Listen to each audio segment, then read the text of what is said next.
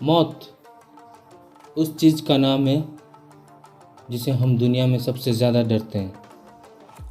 हम, आप और दुनिया वाले हर कोई उससे डरते हैं। किसी को पता नहीं कि मरने के बाद क्या होगा।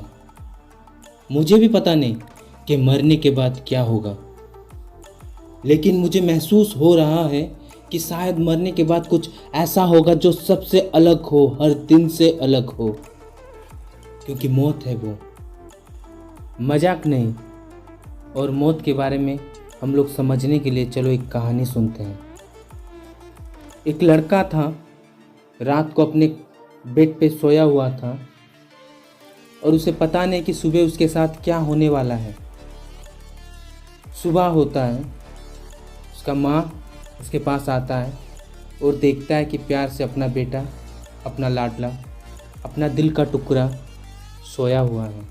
और माँ को भी पता नहीं कि आज उसके घर में क्या होने वाला है।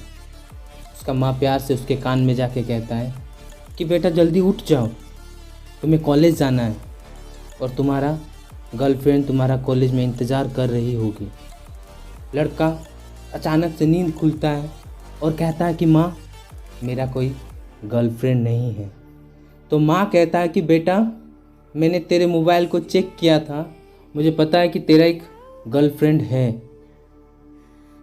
बेटा कहता है कि प्यार से, माँ ये गलत है, माँ ये गलत है किसी की पर्सनल चीज़ को देखना। माँ कहता है प्यार से, अच्छा छोड़ो, सॉरी बेटा, जल्दी आ जाओ, पापा तुम्हारा इंतज़ार कर रहे हैं ब्रेकफास्ट करने के लिए। बेटा कुछ देर बाद फ्रेश होके नीचे आता है ब्रेकफास्ट के टेबल पे और पापा उनसे पूछता है कि बेटा पढ़ाई कैसे चल रहा है। बेटा कहता है पापा सब ठीक ठाक। फिर वो लड़का कॉलेज निकलता है बहुत एक्साइटमेंट से, क्योंकि उसे अपने गर्लफ्रेंड को बताना है कि उनके मम्मी पापा उनको शादी कराने वाले हैं। और वो ज़ोर से बाइक चलाता है और बहुत स्पीड से कॉलेज के लिए निकलता है, क्योंकि उसे पता है कि उनके पापा उनके मम्मी उनके मर्ज़ी से ही शादी कराएंगे। और वो खुशी से अपने मम्मी से कहता है कि मम्मी मुझे जल्दी कॉलेज जाना है। और वो कॉलेज के लिए निकलता है और उसके मम्मी उसे कहता है कि बेटा धीरे गाड़ी चलाना, धीरे बाइक को चलाना, देखो ज़िंदगी कैसे बदलता है। घर में इतनी खुशहाली, हर कोई खुश है कि मेरे बच्चे बड़े हो गए हैं, अब उससे शादी कराना है, बिजनेस संभालना है, बहुत कुछ वगैरह वगैरह। लेकिन तभी देखो ज़िंदगी कैसे बदलता है। पापा कहते हैं कि बेटा जल्दी पढ़ाई ख़त्म करो और तुम्हें हमारे काम में हाथ बटाना है। और तुम्हारे मम्मी और हमने एक सपना देखा है कि तुम्हें बहुत जल्दी शादी कराएंगे और तुम्हारे बच्चे के साथ हम लोग खेलेंगे और तुम हमारे बिजनेस को संभालोगे। ये सुन के बेटा बहुत खुश हो जाता है। फिर वो लड़का कॉलेज निकलता है बहुत एक्साइटमेंट से, क्योंकि उसे अपने गर्लफ्रेंड को बताना है कि उनके मम्मी पापा उनको शादी कराने वाले हैं। और वो ज़ोर से बाइक चलाता है और बहुत स्पीड से कॉलेज के लिए निकलता है, लेकिन गलती से हो जाता है उसका एक्सीडेंट।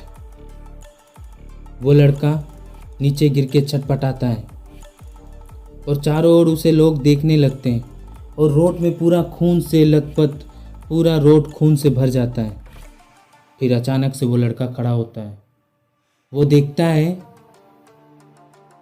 कि उसका खुद का बॉडी नीचे रोड पे गिरा है और हर कोई उसके बॉडी को देख रहा है।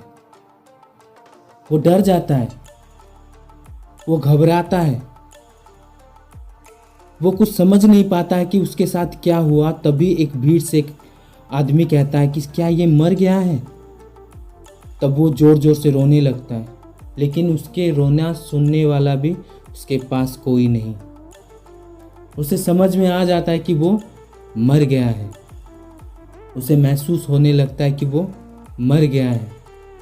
वो जो अपने गर्लफ्रेंड को बताने वाला रहता है वो भी बता नहीं पाता है। उनके घर में इतना खुशहाली, सब खुशहाली कुछ नहीं, 1 मिनट में चूर। और आगे वो लड़का रोते रोते अपनी ज़िंदगी बिताता है। ये कहानी आदि है।